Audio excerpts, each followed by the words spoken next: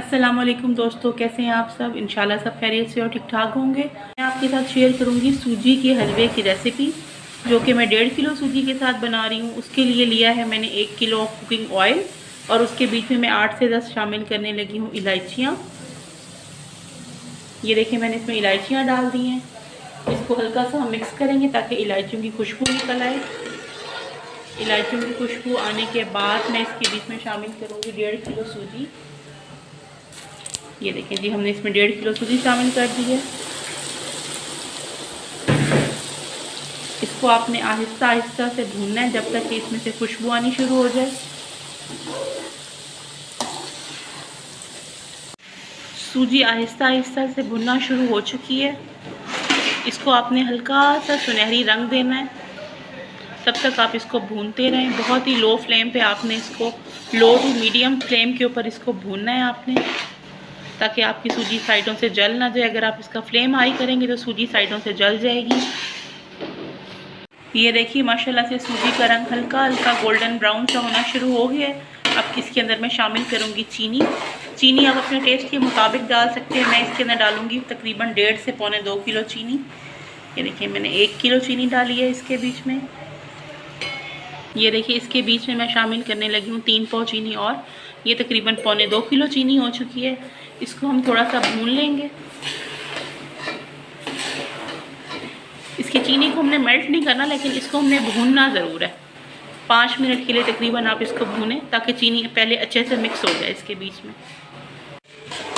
ये देखिए माशाल्लाह से सूजी और चीनी भी भुन चुकी है। इसके बीच में अब शामिल करूँगी मैं पानी। पानी इसके अंदर मैं तकरीबन 5 लीटर पानी शामिल करूँगी 1.5 किलो सूजी के हिसाब से।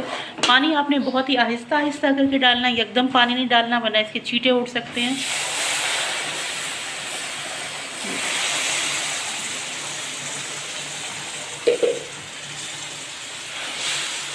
इसके बीच में पानी शामिल करें और आहिस्ता आहिस्ता से इसको मिक्स करते जाएं। मैंने इसमें 5 लीटर पानी शामिल कर दिया। अब इसमें उबाल आने का इंतज़ार करेंगे हम।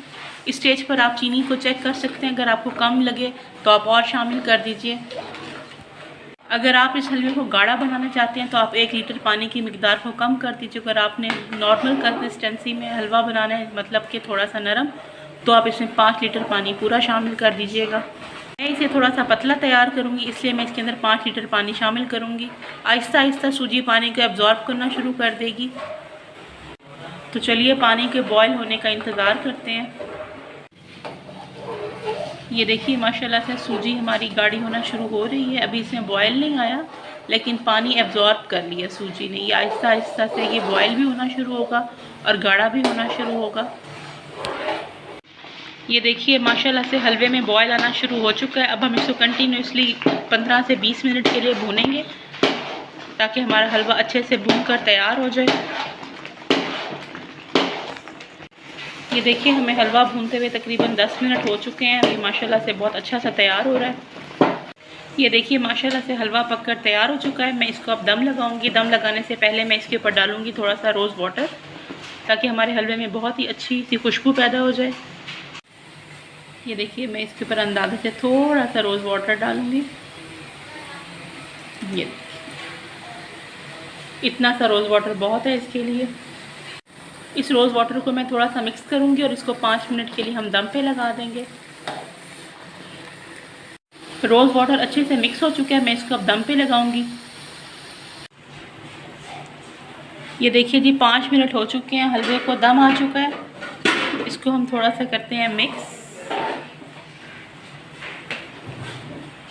हमारा हलवा पककर तैयार हो चुका है। बड़ी ज़बरदस्ती खुशबू आ रही है। इसकी गार्निशिंग के लिए मैं डालूंगी इसके ऊपर ये थोड़े से मेवा जात।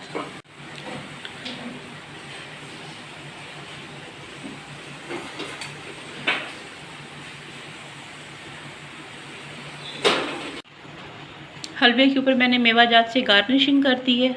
इंशाल्लाह आपको ये रेसिपी बहुत पसंद आई होगी। आप मेरे चैनल को लाइक, शेयर एंड सब्सक्राइब ज़रूर कीजिए। मुझे इसका फ़ीडबैक ज़रूर दीजिए कि आपको ये रेसिपी कैसे लगी है। निहायत ही आसान और उम्दा रेसिपी। आप भी अपने घर में इसको ज़रूर ट्राई कीजिएगा। यकीनन ये आपकी बहुत अच्छी तैयार होगी और आपको बहुत पसंद आएगी। मैं मिलूँगी आपसे अपनी नेक्स्ट वीडियो में। तब तक के लिए अल्लाह हाफ़िज़।